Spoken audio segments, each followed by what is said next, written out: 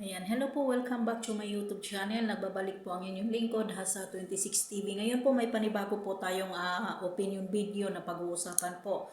Ayan, isang mapagpalang araw po sa ating lahat, lalong-lalo na po sa ating mga kapwa OFW. Nawa po mag-ingat po tayo kahit saan sulok mo po tayo ng mundo.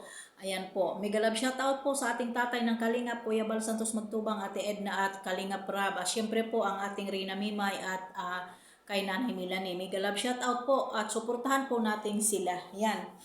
Ngayon po no ay naano po ako, nagulat po ako sa sinasabi ng mga mga kasamahan po nating mga kapwa supporters natin na kukunin daw si Rina.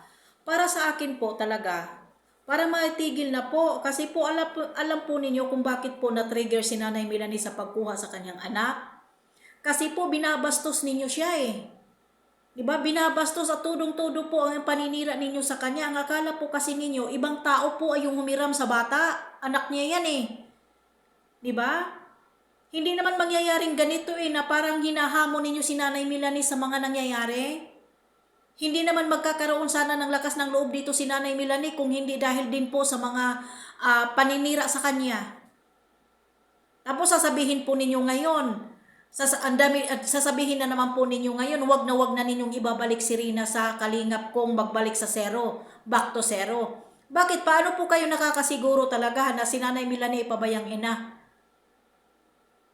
Tapos sasabihin ninyo talagang totally na talagang minawakwak si Rina. Bakit hindi na lang po tayo maging positive? Kung saan po masaya si Rina, kung sino pong nagagalaga ni Rina, ay mahalin na lang po natin at suportahan. Hindi po ba ay kaya nagkakaroon si Nanay Milani ng lakas ng loob na kunin si Rina dahil din po sa mga paninira ninyo sa kanya? Nating lahat na mga supporters niya, mga supporter ni Rina. Hindi po ba mukhang bibig ninyo puro na lang puro parang pinapalabas ninyo na hindi ay sorry. Hindi si Nanay Milani na tunay na ina ng kanyang anak. Diba? Correct me if I'm wrong mga palangga, no? Alalahanin po natin nanay yon. Kahit agaano pa po kapabaya ang isang ina, nanay pa rin po niya yon. Sana hindi po natin kalimutan yon. Alam niyo po ba kung bakit si Nanay Milani naglakas ng loob na kunin ang kanyang anak?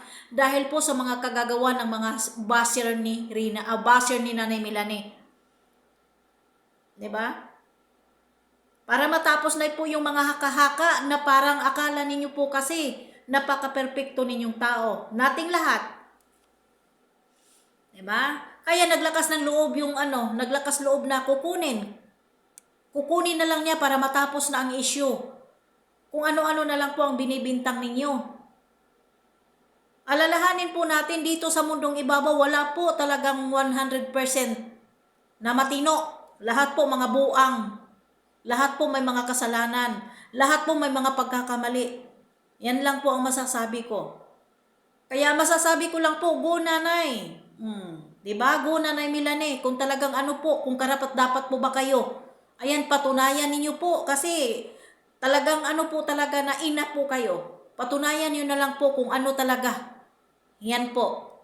Yan na lang. Be strong. Lakasan nyo po ang loob ninyo. Dahil simula pa lang yan ang hamon ninyo. Simula pa lang sa hamon ng buhay ninyo ngayon yan. O diba? Yan po Nanay Milani, go lang po. Nandito lang po kami handang sumusuporta sa iyo. Handang sumusuporta kay Rina. Hanggang hindi pa siya magaling. Okay mga langga, kung yung nagtatanong po na si Rina po ay kinuha na po ba or nandoon na po ba sa bahay ni Nanay Milani, wala pa po. Kailangan pa po silang mag-usap at magharap-harap po sila ni Kalingap Rab at Nanay Milani at kay Ate Roda sa barangay. Yan po ay ang aking may nagsabi sa akin. 'Di ba? Relax lang po tayo kung ano po yung mapag-uusapan, tanggapin po natin at suportahan na lang po. 'Yon. 'Di ba? Ayan, hanggang dito na lang po mga palangga. May pag-uusap pa po sila sa barangay ba? Ano po ang desisyon nila ay hintayin po natin. Hindi pa po nakuha si Rina, nandoon pa po kay Ate Ruda. No, ayan, hanggang dito na lang. Maraming salamat. Kung bago pa lang po kayo sa aking YouTube, please like, share, and subscribe. Hasa 26 TV. Mega love shout out po sa lahat. I love you so much. Bye.